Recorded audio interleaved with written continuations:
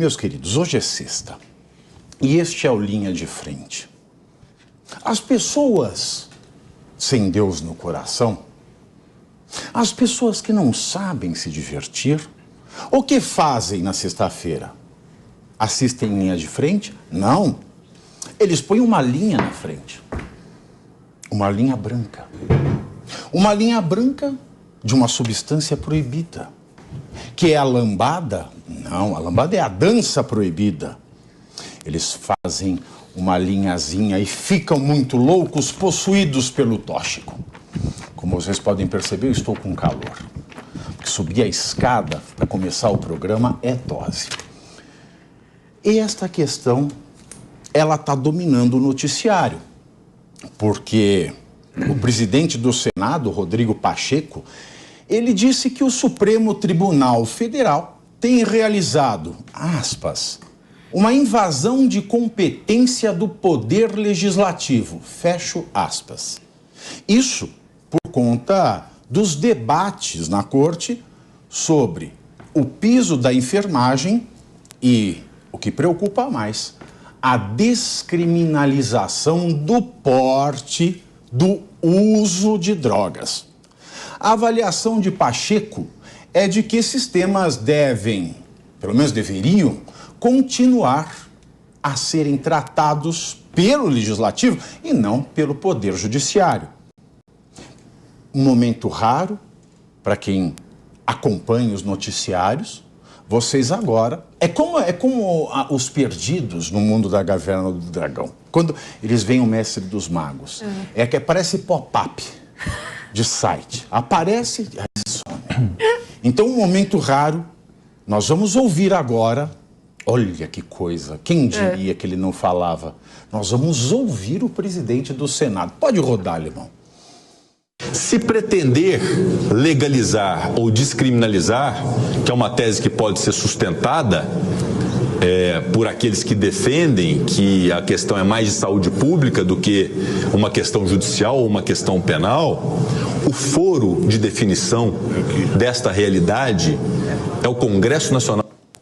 Bom, enquanto o Supremo julga a questão do porte de maconha para consumo próprio, com um placar já de 4-0, senhores, a favor do cigarrinho de Beelzebub, né? Lembra da Maria Alice Vergueiro, que ela fazia o fuma aqui, toma um chá, fuma aqui, toma um chá. Então, 4-0 a favor do tapa na pantera. Ao menos 6 projetos de lei tramitam no Congresso Nacional e buscam endurecer as penas para quem compra drogas para uso pessoal. 3 desses projetos são de autoria de aliados do ex-presidente Jair Bolsonaro e outros 3 estão em análise. Pasmem, senhores. Faz 15 anos eles estão lá, não é? Marinando ali. Pela legislação atual, aprovada pelo Congresso e sancionada pelo presidente Lula em 2006, o porte de drogas para uso pessoal é considerado crime. Entre as penas aplicadas estão a prestação de serviços comunitários e o cumprimento de medidas socioeducativas por até 10 meses. Esta é a lei, queridos. A lei de drogas é a lei número 11.343. Quem for até ela, olá, lei, como vai você? Vai ver no artigo 28 que ela não aplica prisão para o usuário, mas ela dá algumas punições, como essas que eu acabei de dizer. Então, o legislativo já se pronunciou, não faz nem 20 anos. Está lá, o usuário ele merece alguma coisa, porque é a lei que se preocupa com a saúde pública, pelo texto dela. Mas tem uma questão, é difícil saber quem é o usuário, porque a lei não fala em quantidade. E este é um problema muito sério. E aí a preocupação é a seguinte, eu vou rememorar para vocês. Eles estão discutindo isso embalados naquela música do Bezerra da Silva, que eu não me canto de citar. Se Leonardo dá 20, por que é que eu não posso dar 2? Mesmo apertando na encolha, malandro, pinta a sujeira depois. Tomei um sacode perfeito Tomei um bote perfeito com um baseado aceso na mão. Levei um sacode regado a tapa, pontapé e pescoção. Eu fui levado direto à presença do delegado. Ele foi se abrindo, ele foi logo dizendo, vai se abrindo, malandro. E me conta tudo como foi. E eu disse, se Leonardo dá 20, doutor, por que é que eu não posso dar 2? Aí sabe o que o delegado falou? Leonardo, me disse o doutor, ele faz o que bem quer, está tudo bem. Infelizmente, na lei dos homens, a gente não vale o que é, mas somente o que tem. E ele tem imunidade para dar quantas quiser, porque é rico, poderoso e não perde a pose. E você que é pobre e favelado, só deu 2, vai ficar grampeado no 12. Esta é a letra. Pavinato. Vamos lá. Primeiro que eu concordo com o Rodrigo Pacheco, não é? É um absurdo essa invasão de competência do poder judiciário sobre o poder legislativo. No entanto, a gente tem que lembrar o seguinte... O Poder Legislativo tem vários problemas. O primeiro deles, a morosidade. Como você bem mesmo falou no começo, está 15 anos na pauta a discussão e votação sobre um projeto sobre a maconha, né? Ou seja, está demorando 15 anos para o Poder Legislativo exercer a sua competência e legislar e discutir esse assunto. Além disso, a política legislativa no Brasil é muito pobre. Mas vamos convir aqui. Está 15 anos lá, esses projetos que alteram, mas já tem uma lei. Sim. Já tem. Essa é a opção do Congresso. Perfeito. Né? É o segundo ponto que eu vou colocar aqui. A política legislativa no Brasil ela é muito ruim e muito pobre. Tanto é que o artigo 28 da legislação antidrogas é um artigo muito ruim, muito mal redigido.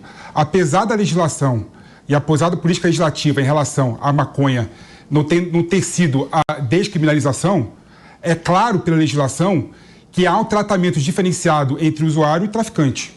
Tanto é que o artigo 28 fala do caso do usuário, né? Ou seja, cria diversos tipos de injustiças.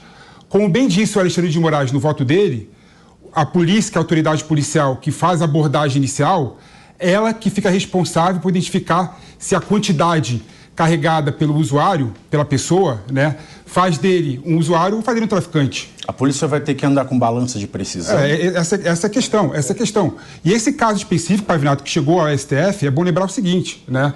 É uma ação ajuizada pela Defensoria Pública do Estado de São Paulo em relação a uma pessoa que estava carregando 3 gramas de maconha. Ou seja, há um lapso legislativo claro, né, que gera enormes ações no Poder Judiciário, né? Ou seja, várias ações de usuários abarrotam a justiça para decidir se é usuário ou é traficante. E o Poder Legislativo está omisso em relação a isso, desde 2006, quando foi aprovada a legislação antidrogas. Então eu vejo com naturalidade o Poder Judiciário, no âmbito do STF, que tem o poder também de consolidar a jurisprudência do Poder Judiciário como um todo, adentrar nesse mérito. Mas eu quero fazer uma pergunta, só sobre pressupostos de admissibilidade. Quando a gente estava na faculdade, né, levava-se muito a sério a questão do pressuposto de admissibilidade, a questão das competências das ações processuais. Tem que entrar aqui habeas corpus, aqui é mandado de segurança. Isso não pode ser discutido no recurso extraordinário, tem que ser discutido numa DPF ou num mandado de injunção, não?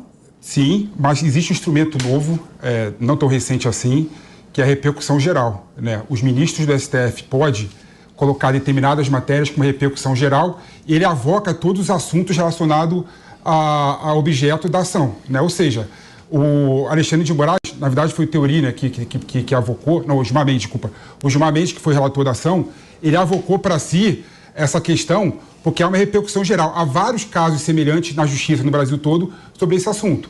E o Judiciário, o STF, só adentrou nesse caso específico porque o Poder Legislativo se omitiu. O Poder Legislativo tem que identificar quando que uma pessoa pode ser usuário, quando pode ser traficante. Até aí, é o que eu falei no começo.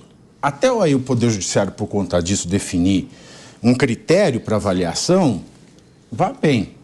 Mas, assim, revogar o artigo 28 mas pode? Mas essa é a questão. Essa é a questão. Aí eu vou colocar a pergunta para vocês aqui, para você, Pavinato. Pelo seguinte, o único instrumento que o STF tem no caso específico, na minha opinião, é falar se esse artigo é constitucional ou inconstitucional. Exatamente. Ele não pode dar nenhum tipo de interpretação dizendo se qual que é o quilograma, a grama que a pessoa vai virar usuário, vai virar traficante. E isso seria adentrar numa esfera de discussão que não cabe a ele, porque essa é uma questão que tem que ser levada por meio de técnicos, né, que entendem do assunto para identificar se uma questão determinada é usuário ou outra é traficante. Então, assim, realmente concordo com o Pacheco, mas o Legislativo tem que fazer uma meia-culpa porque ele não pegou a discussão desse assunto. E respondendo a última pergunta, Pavinato, o único ministro que votou para descriminalizar todas as drogas foi o Gilmar Mendes. O Gilmar Mendes falou que é usuário de todas as drogas, maconha, cocaína e outros entorpecentes, né? Os outros ministros no caminho de descriminalizar somente a maconha. Mas aí, nesse ponto, se a coisa está caminhando para esse lado, eu tendo a concordar com... eu não concordo que se revogue o artigo de lei, vou deixar claro aqui. Eu acho que isso é... Acho não, eu tenho certeza que isso é uma violação da competência do STF. Mas você não pode discriminar não é, o maconheiro do cheirador. Por mais idiota que isso possa parecer soar, você está discriminando um usuário de droga de outro.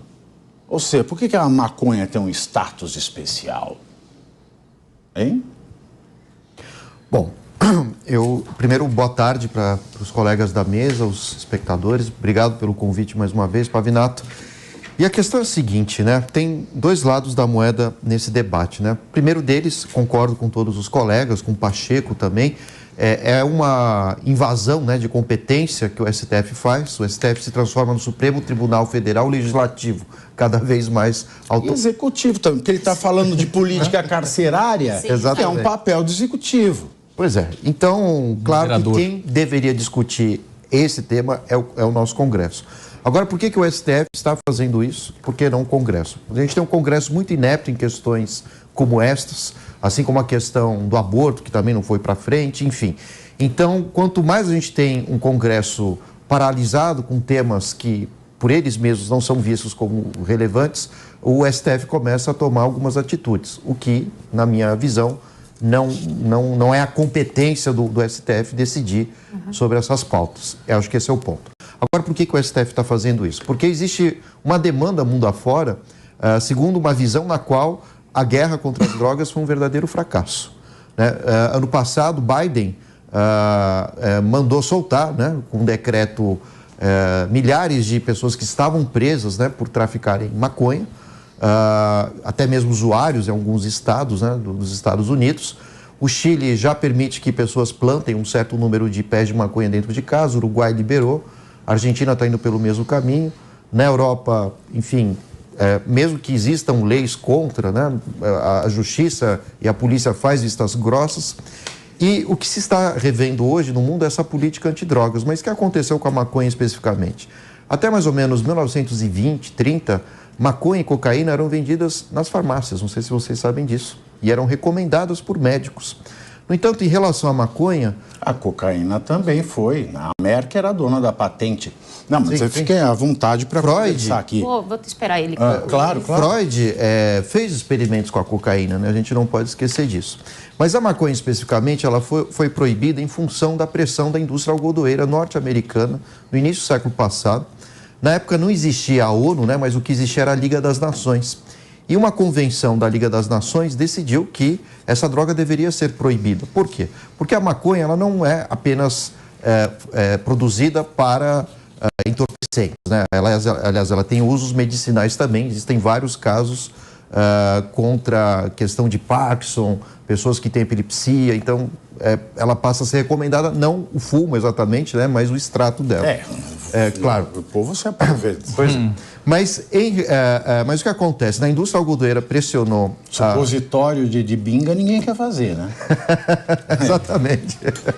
Mas, enfim, aí o que acontece, né? O cânhamo, né, de onde vem a maconha, ela tem fibras que são muito resistentes, né? Inclusive as caravelas que vieram aqui para o Brasil eram feitas de cânhamo, né? Não sei se vocês sabem disso, olha só que curioso. Pegou fogo na caravela. Que brisa é essa? Pois é, por isso que errou o caminho o Cabral, né? Enfim, mas voltando aqui à história... Então, acontece que a indústria algodoeira norte-americana começou a pressionar muito os governos mundo afora principalmente com a Liga das Nações, e a maconha começou a ser proibida. Essa é a história. Bom, e aí o que se fez no final das contas, né? Diferentes governos em diferentes épocas começaram a reprimir o consumo dessa droga no entanto, nunca houve a redução, né, do consumo por parte de vários cidadãos, né?